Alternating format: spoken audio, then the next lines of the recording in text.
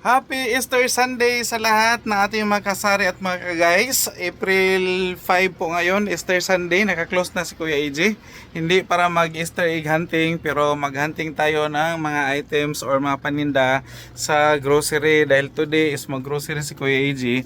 Yan naman lagi ang guys, yan naman lagi ang routine ni Mami Iya at ni Kuya AJ ang mag-grocery every Sunday.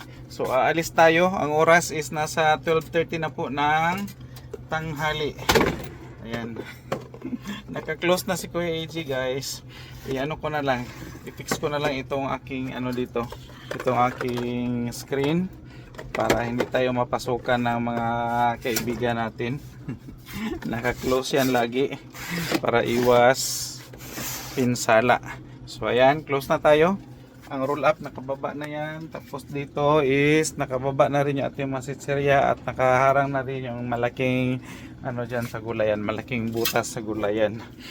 And today, sabi nga ni Kuya AJ is mag-grocery tayo and titingnan natin guys dahil may mga bulong-bulungan, at may mga lalong-lalo na sa social media, sa mga mundo ng mga kasari guys, na magtaasan daw ang mga items. Iwan kung ano ang magtaasan dahil sabi nila magtaas daw si ganito, magtaas si ganito. So hindi natin alam kung alin ang magtaas.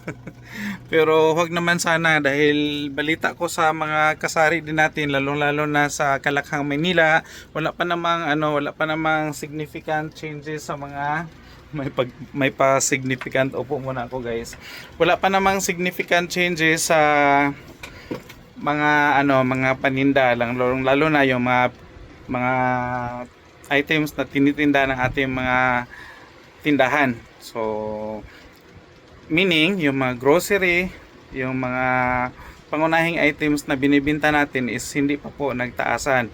At sana wag naman dahil may DTI naman na naka monitor doon sa mga presyo na binibenta natin. Maliban lang doon sa nag-increase talaga ng mga gasolina at gas at krudo.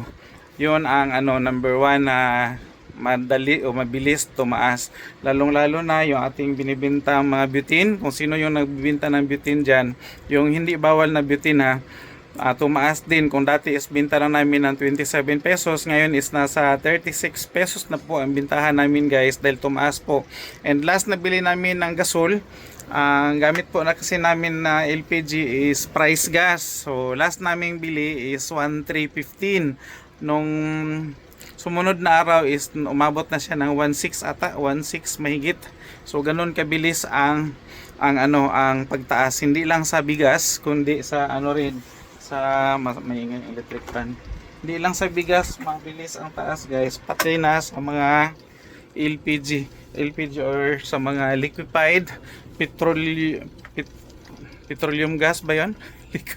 Liquefied, basta LPG.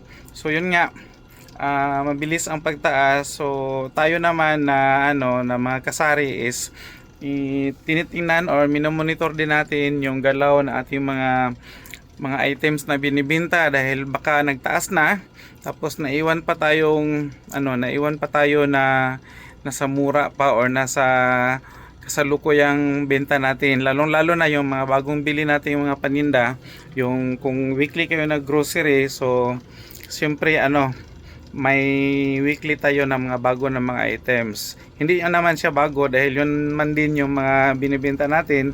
What I mean is yung presyo. Baka mahal na yung bili mo tapos yung binta mo is yun pa rin yung nakaugalian nating presyo. So dapat mag-check talaga tayo sa mga presyo or sa mga resibo na mga bago nating nabili ng mga items. And hopefully, yun ang kinatatakutan ni Kuya AJ. Hopefully, hindi naman magtaas lalo dahil pag magtaas lalo tayong mahirapan.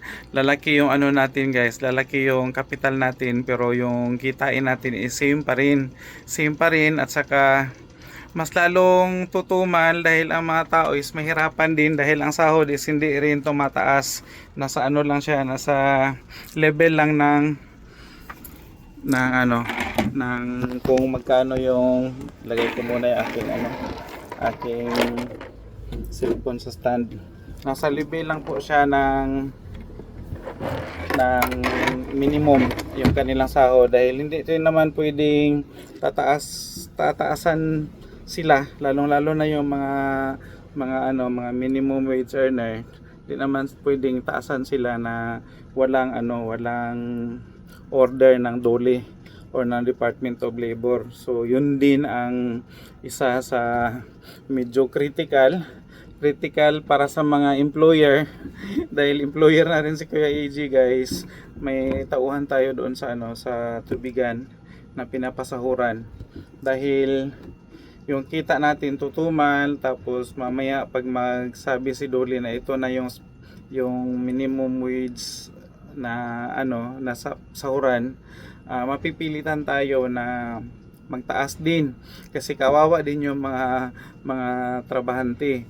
Ang lang diyan is tayong mga negosyante, tapos liliit ang kita natin, lalaki ang natin gastusin sa pasahod, so lalo tayong kawawa.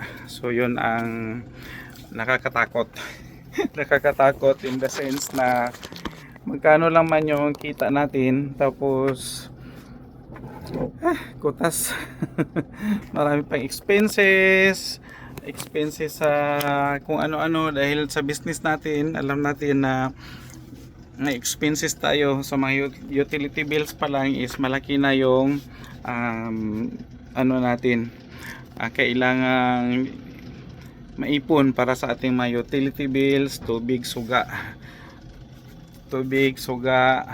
mga internet, yun. So lalong-lalo na sa tubigan ni Kuya AG, guys, hindi pwedeng wala tayong doon, wala tayong kuryente, wala tayong tubig. Paano tayo makapag-operate? Sa mga nga lang, sa mga consumables nga lang namin, ang aming mga ginagamit na galon, ang aming ginagamit na tawag nito silyo, yung lahat na ginagamit para sa tubigan is nagtaasa na rin. So ayun, pintuhan muna tayo habang si Mami Iya is nagbibihis. Paandarin ko na lang ito dahil pawis na si Kuya AJ, guys. Ayun, habang nagbibihis si Mami Iya at alis na kami, paglabas niya alis na kami.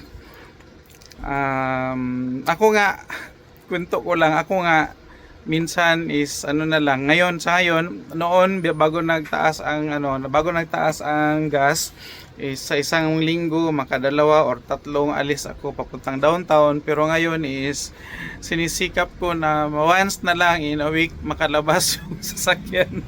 Pera lang sa multicab, dahil pag may mga delivery na maramihan, multicab talaga ang ginagamit namin. So ayun, tipid-tipid, hugot bakos, and mag-adjust tayo, guys. Mag-adjust tayo sa hirap ng buhay at saka sa hirap ng sitwasyon ngayon. Ayan po. So hanggang dito na lang muna update ni Kuya AG.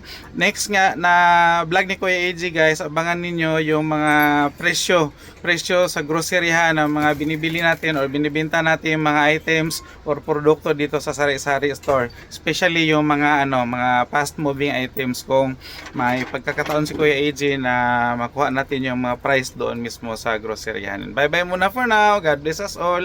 And once again, happy Easter Sunday sa ating lahat.